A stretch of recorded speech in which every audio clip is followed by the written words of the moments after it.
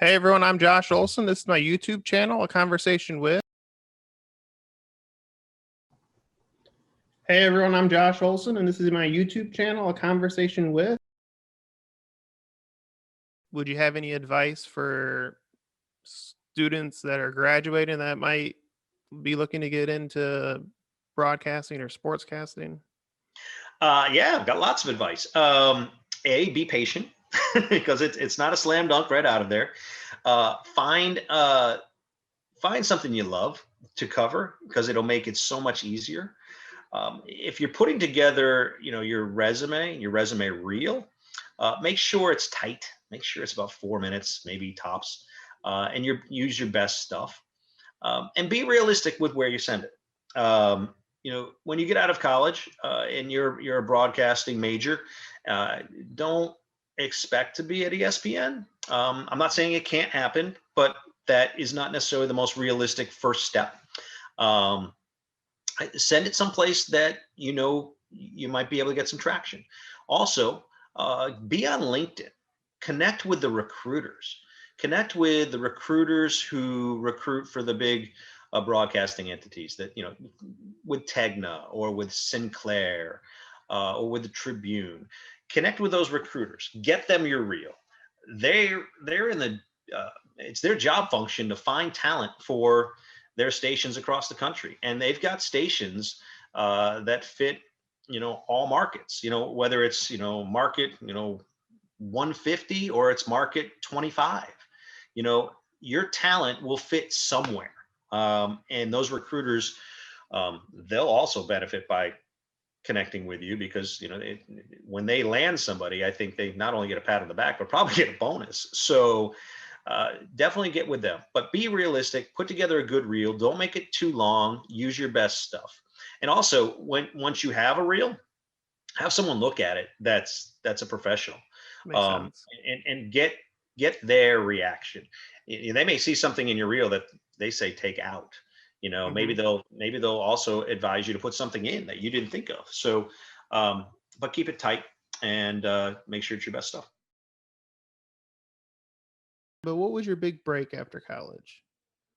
I guess all of my success has come from meeting people and then 10 years later working together. So all of my success boils down to having really cool relationships with really cool people doing really weird stuff. Relationships are the most powerful resource for any kind of business or success. Yeah. If you weren't doing what you're doing now, what's another profession that you would do or you've wanted to do? Helicopter pilot. That was one of the only things that I was interested in as a kid that I haven't been doing, right? Because I've kept up with the painting. I still paint. I paint on an iPad, and then I create NFTs out of it. So I've been doing crypto painting for years already. So like in the past couple of months, and NFTs have gotten big. I was like, yeah, I've been doing that for 2 years already, with a virtual reality art gallery that you could walk around and see my art. So I'm already doing that. I've been teaching Kung Fu for a couple of years, so I love doing that. Performer, consultant, author. Yeah, I'm doing everything that I've ever dreamt of doing except helicopter pilot. That would be the one thing that I haven't spent the time to build out. But yeah, that would be it.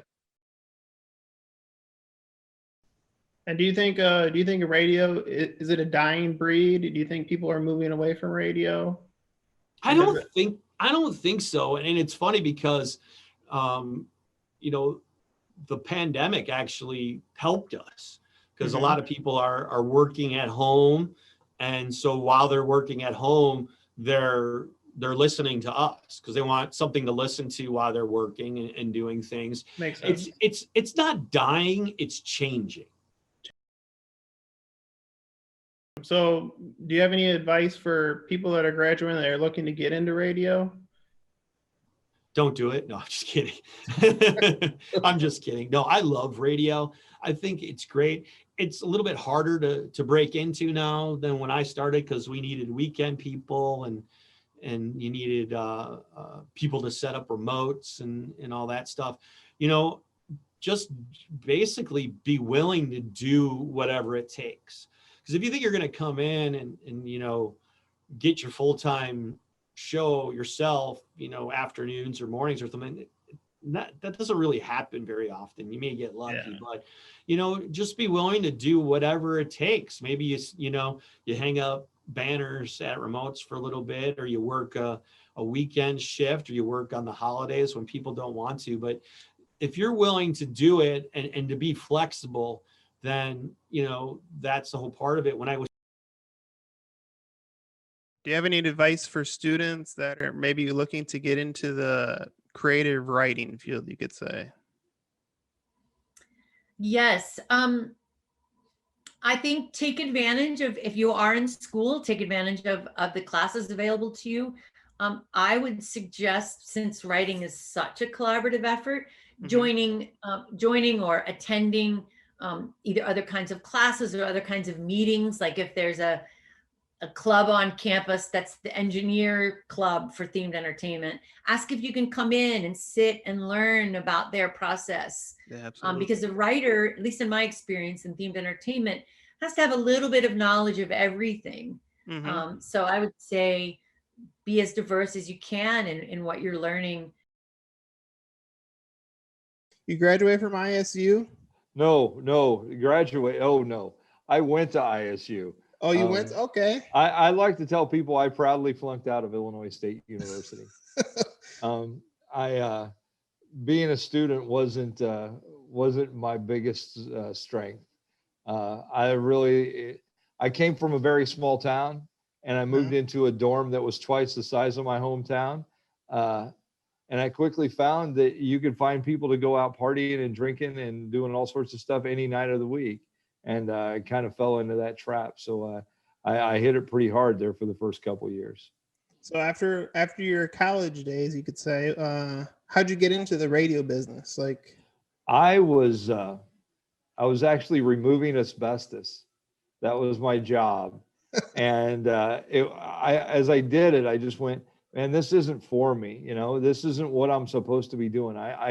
There's something more for me. I just didn't know what it was. And I'd always been fascinated by radio. I grew up around St. Louis, and I loved the radio. And I was the guy who people said, oh, that's 94.7. I could go, oh, that's 94.7 Casey.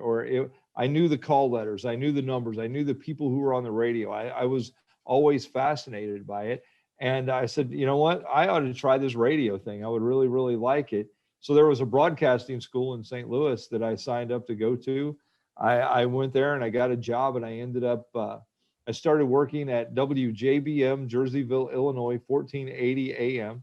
And I started out running religious shows on Sunday morning.